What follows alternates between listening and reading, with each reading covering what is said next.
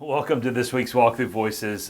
We're reading together through the Daily Walk reading schedule. Maybe you're listening to the Daily Walk podcast, and you know that we're in the minor prophets. The minor prophets are a collection of prophetic books. Minor, not in their significance, minor just because they're shorter. And we are reading this week from the second half of the prophet Hosea all the way to the first half of the prophet Amos. And in between Hosea and Amos is this short little prophetic book, Joel. Joel it's a small prophetic book. It's only 3 chapters. You could sit down and you could read it from chapter 1 to chapter 3 in just a few minutes. It's small, it's short, but it's a fascinating book to me. I love reading this little book of Joel. It's fascinating for a number of reasons. There's no clear indication of when this prophetic book was written. There's no specific references to kings or dates, so we don't know if it was before or after the exile of the people of God, and so there's some mystery around when it was written. But there are the similar themes that you have read in the other prophetic books, these themes about judgment that's coming for the rebellion of the people and this call from the prophet for the people to turn their hearts back to God. As you read Joel seems to be aware of other prophetic writings. He draws some allusions to some of the other prophetic works in the Old Testament.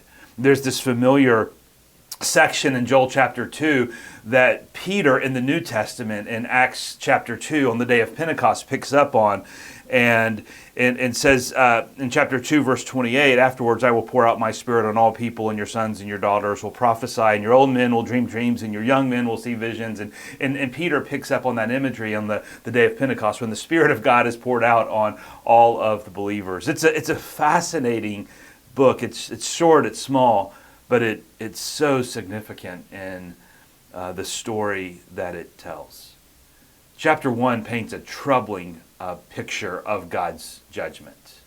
The people of God, for their rebellion, have turned their hearts away from God, and this is what the prophet says about the land. Verse 4.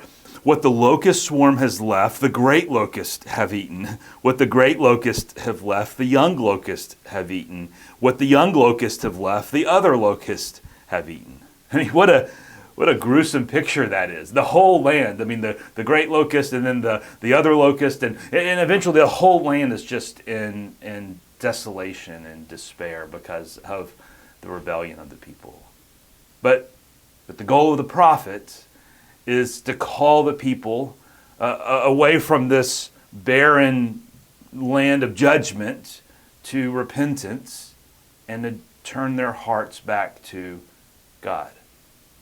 And at the real heart of this book of Joel, the real heart of the prophetic message, is a short statement that you've heard it before. If you've been reading with us through the Old Testament, you've heard this before. In Joel chapter 2, verse 13, rend your heart, not your garments. And then this.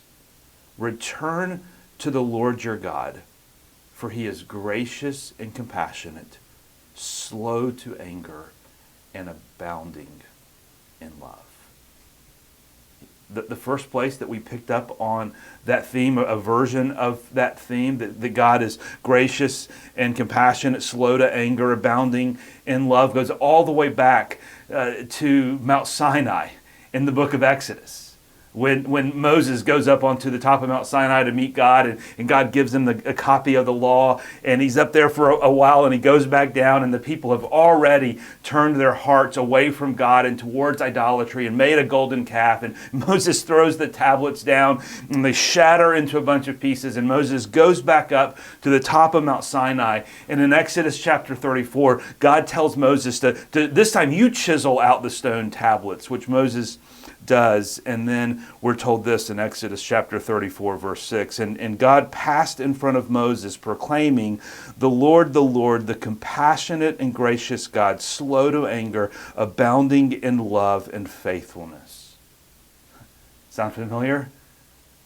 That theme, we'll see it all throughout the Old Testament. It's picked up in the history sections of the Old Testament. It's picked up in the poets. You see it over and over in the book of Psalms, and then here again in the prophets. All the way back in the giving of the law. at the beginning of the story of God calling his people to a faithfulness in him, all the way to the prophets who are calling the people back to God, is this reminder that God is gracious and he is compassionate, that he is slow to anger and abounding in love.